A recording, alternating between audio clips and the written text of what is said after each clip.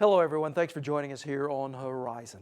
Well, it could be later this week the State Board of Education releases a controversial A through F report card for all Oklahoma schools, one of several education reforms that have people divided on how we prepare our young people for success in the workplace. Well, while American schooling remains the envy of the world, it takes increasingly big money, this at a time when a tight economy even has some questioning the amount of tax support going to our public schools. Yet almost everyone agrees our country can't win in the global marketplace without well-educated young workers. Here's Frank Cesno to help us face the facts on education.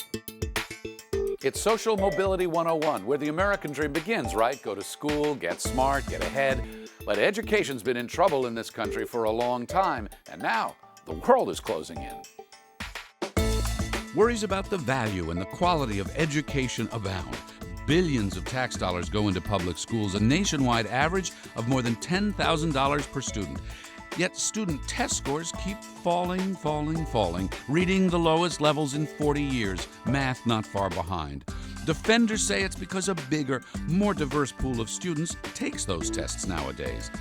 But for whatever reason, money isn't buying excellence. What works? Hard to say, but research shows teacher quality makes the biggest difference. Charter schools, privatized public schools, class size, and teaching technologies are some of the other initiatives underway. Some good news, high school graduation rates have improved in recent years. Still, about 1 in 4 in the United States don't finish high school. And huge disparities among minorities persist. As for the ivied walls, about 70% of high school grads attend some kind of college today, way up from their parents' and grandparents' generations. The cost is way up too, though. The College Board says tuition and fees have risen 130% in the past 20 years at public universities, galloping ahead of inflation. So, more and more students borrow more and more. And student debt now tops $1 trillion, more than all the credit card debt in America combined. Does anyone ask what their monthly payment will be when they graduate, or what kind of salary they'll need to pay it? So from kindergarten to graduate school, there are decisions to be made about quality, cost, effectiveness. And you know what? The classroom's the place we first learned to face the facts.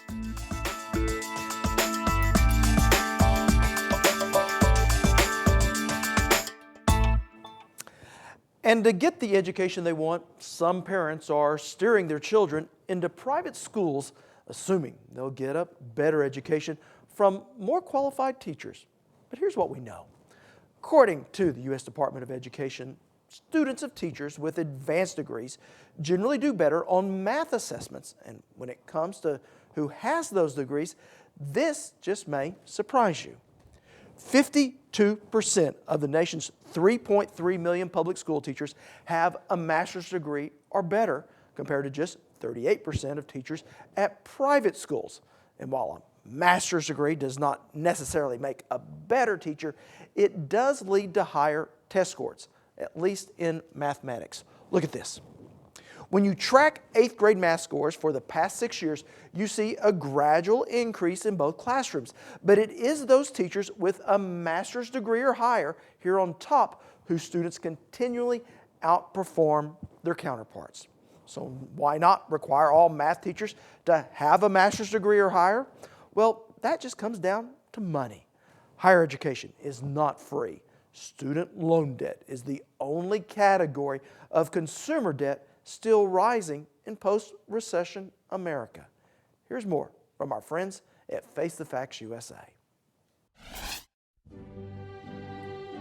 In 2012, graduating college students threw their hats into the air and picked up an average of $28,720 each in student debt. That's more than enough for a brand new Ford Mustang or to make a down payment on a home. But paying off that debt will be difficult, as 53% of recent bachelor degree recipients are either unemployed or unable to find a full-time job. Student debt has grown 275% in less than a decade to reach $914 billion, bypassing credit card debt as the second largest source of household financial liabilities after mortgages. and at least 14.4% of that $914 billion is past due. The weight of almost a third of student debt is falling on the shoulders of a generation that is struggling to find work. Try to keep your head up, college graduates. Explore more at facethefactsusa.org. Yet more than ever, we are a matriculation nation. While the cost of college is escalating fast, college enrollments are up by over 37% in the past decade. But the big question remains, are those students getting the right degrees and training for the job demands of today and tomorrow? When we return, we weigh the cost of student debt versus student outcomes.